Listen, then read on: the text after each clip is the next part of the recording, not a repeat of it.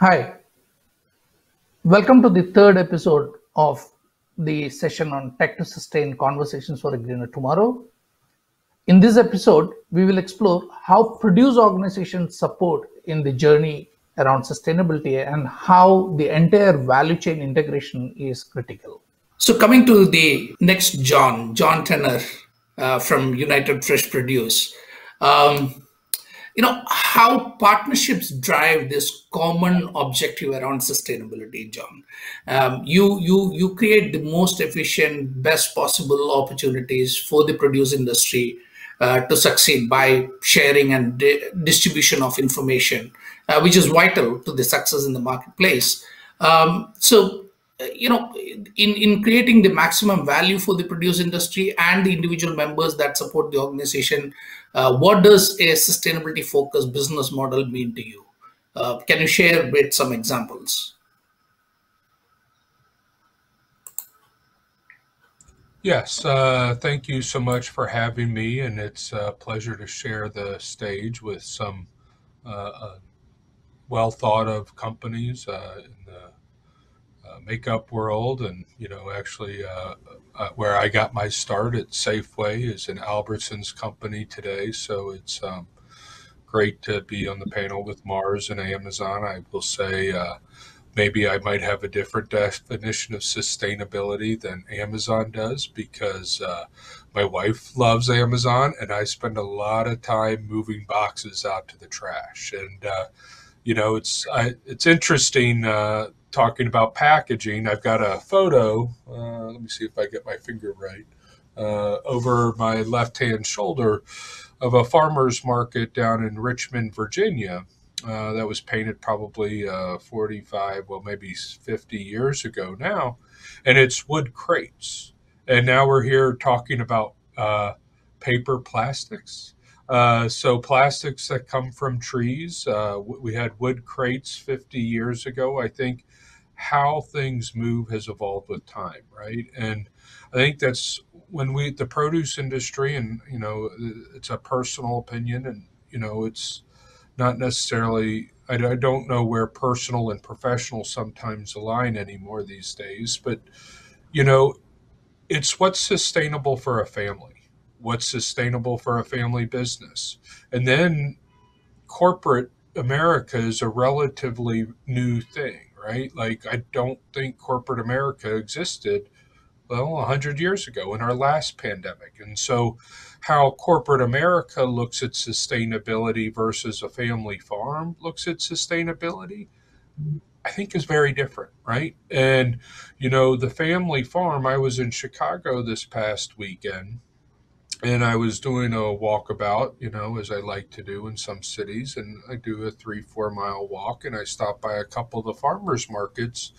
The guys that are coming in from Indiana or Wisconsin into Chicago, their definition of sustainability is that they sell the fresh produce that they brought to the market that day, right?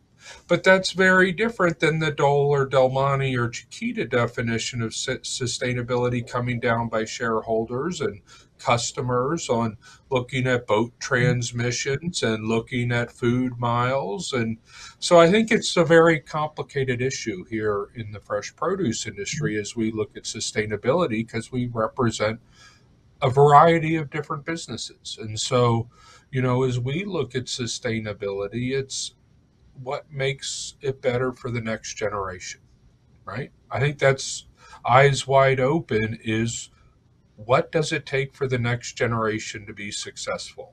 The next generation of consumers, the next generation of businesses. And I think that's where we're excited about where does technology enable the fresh produce industry to succeed in a way that maybe we couldn't have succeeded in the past.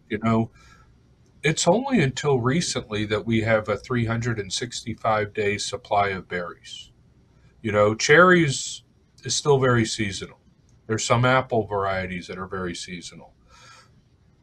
Seasonality of fresh produce doesn't stop just because the technology gets smarter, right? I do think we are starting to look at indoor growing technologies, but something I ask on every panel I've ever sat in my entire life, is where's the consumer on lettuce that's grown without the sun? I don't know the answer to that question. I don't think any of us know the answer to that question. But indoor growing is something that cuts down on food miles, and we're able to get better tasting lettuce to the consumer in the time that they want the better tasting lettuce. All that's great. But now we're growing something with man made energy as opposed to energy that comes from the earth. I don't have an answer to that question, but that's where my mind sits on what's sustainable. And, I think green energy, I think we're very close, or we're pushing very hard, with wind farms. And, I mean, I grew up here in Washington, D.C. area. That's where I call my home. But, where I spend the summers up in the Adirondacks, I'm still reminded of how mills worked 100 years ago by water energy, right? Like the Hoover Dam.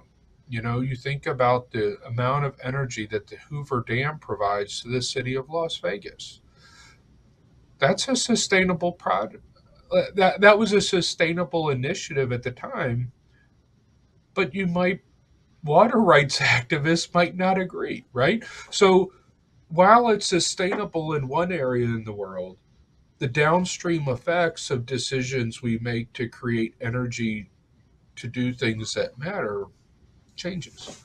Um, hopefully those are enough examples, but I do believe, what a family business needs in a growing operation on the eastern shore of Maryland is very different than what an indoor grower in Minneapolis needs to survive. And what does it take to get the businesses to the next 25 years? That's the definition of sustainable to me. Uh, I think energy plays a role, but it's how we feed the next generation that brings in sustainability. Thank you. Right. I think, compared to a manufacturing and a retail, the produce organizations or the producing farmers, it's kind of a little different take on things related to that. And maybe, Vijay, I'm tempted to kind of bring you in here, saying is that you discussed about the manufacturing as well as the retail as to how technology, but the challenge which John has put out as to how technology can help in terms of the produce organizations or across the integration of the value chain, how technology can produce. Do you have some examples over there? Yeah, and you're right in terms of the question is how we can bring in technology in order to help the companies in order to meet their sustainability goals. So technologies like AI, ML. I know Justin did talk about in terms of the jargons like CPG 4.0, retail 4.0, which is which is something which was far out. Now it is a reality. So the first key thing is in terms of sustainable packaging. So how you can bring it, like what we have is something called pack right framework, which creates a positive packaging experience for CPG companies. Thus, it helps in terms of reducing the use of resources significantly and help reduce carbon footprint, along with providing more storage and more space. Uh, we also work with companies in order to develop something called smart labeling, which is designed in order to fetch data from multiple sources and has you know responsive UX design. This will help companies to use less of raw material, energy, and generate less waste, along with saving a lot of time by digitizing the labels. Uh, you know, it's also I think Funny talked about in terms of bringing in transparency in an entire value chain. So how we go about providing that transparency to the end customers. So by harnessing a combination of technologies like blockchain, IoT, and AI, company, they provide transparency and visibility to the consumers at all steps which are involved in the development of finished goods. So starting from the procurement stage of raw material, uh, to production, consumption, all the way to the disposal of the goods, they're mapping the entire supply chain and trace derivatives back to their origin. So we are helping companies in order to achieve 100% traceability through its unique, solution. It's called Co-Trust, in order to enable blockchain capabilities for CPG enterprises. We help bringing their factories and material suppliers information along with many other information directly to the consumers, giving them whole transparency to where the products are coming from.